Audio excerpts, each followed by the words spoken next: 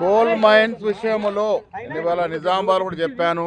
Congress government వచ్చిన తర్వాతనే పారదర్శకత వచ్చింది. 10 ఏళ్ల బీఆర్ఎస్ టైంలో జరిగినటువంటి టెండర్లో టెండర్కు మించి కోట్ చేసిన సంఘటనలు ఎన్నో ఉన్నాయి. అత్యధికంగా 20% ప్లస్ కోట్ చేసిన సందర్భాలు ఉన్నాయి. కాంగ్రెస్ గవర్నమెంట్ వచ్చిన తర్వాత అత్యంత తక్కువ 4.5% కన్నా ఎక్కువ కోట్ చేసినటువంటి దాఖలా లేవు.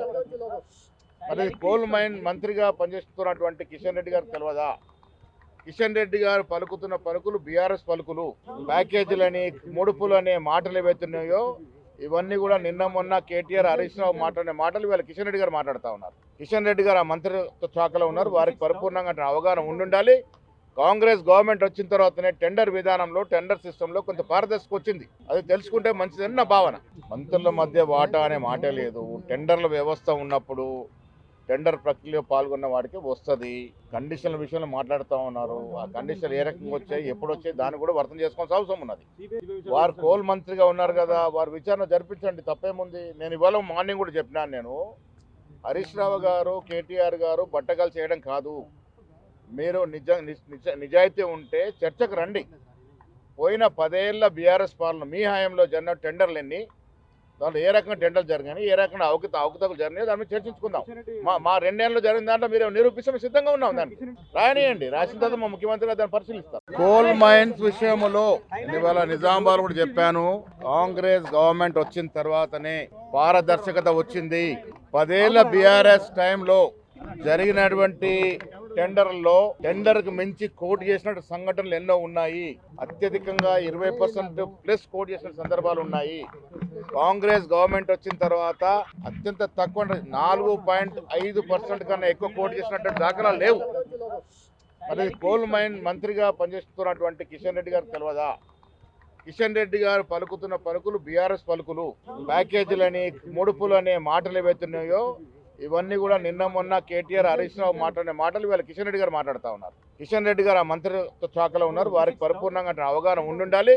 కాంగ్రెస్ గవర్నమెంట్ వచ్చిన తర్వాతనే టెండర్ విధానంలో, టెండర్ సిస్టంలో కొంత పారదర్శకత వచ్చింది. అది తెలుసుకుంటే మంచిదని నా భావన. మంత్రుల మధ్య వాటా అనే మాటే లేదు. టెండర్ల వ్యవస్థ ఉన్నప్పుడు టెండర్ ప్రక్రియలో పాల్గొన్న వాడికి వస్తుంది. కండిషన్ల విషయంలో మాట్లాడుతూ ఉన్నారు. ఆ కండిషన్లు ఏ రకంగా వచ్చాయి, ఎప్పుడు వచ్చాయి, దాన్ని కూడా అర్థం చేసుకోవాల్సిన అవసరం ఉన్నది. వారు కోల్ మంత్రిగా ఉన్నారు కదా, వారు విచారణ జరిపించండి, తప్పేముంది. నేను ఇవాళ మార్నింగ్ కూడా చెప్పినాను. నేను హరీష్ రావు గారు, కేటీఆర్ గారు బట్టగాలు చేయడం కాదు. మీరు నిజాయితీ ఉంటే చర్చకు రండి. పోయిన 10 ఏళ్ల బీఆర్ఎస్ పాలన మీ హయాంలో జరిగిన టెండర్లు ఎన్ని, దాంట్లో ఏ రకంగా టెండర్లు జరిగాయి, ఏ రకంగా అవకతవకలు జరిగినాయి, దాని మీద చర్చించుకుందాం. మా 2 ఏళ్ళలో జరిగిన దాంట్లో మీరు నిరూపిస్తే సిద్ధంగా ఉన్నాం. దానికి రానియండి, రాసిన తర్వాత మా ముఖ్యమంత్రి గారు దాన్ని పరిశీలిస్తారు. కోల్ మైన్స్ విషయంలో ఇవాళ నిజామాబాద్ కూడా చెప్పాను.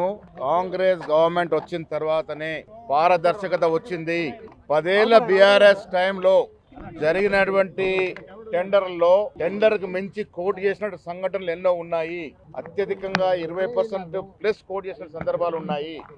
కాంగ్రెస్ గవర్నమెంట్ వచ్చిన తర్వాత అత్యంత తక్కువ 4.5% కన్నా ఎక్కువ కోట్ చేసినటువంటి దాఖలా లేవు. మరి కోల్ మైన్ మంత్రిగా పనిచేస్తున్నటువంటి కిషన్ రెడ్డి గారికి తెలియదా?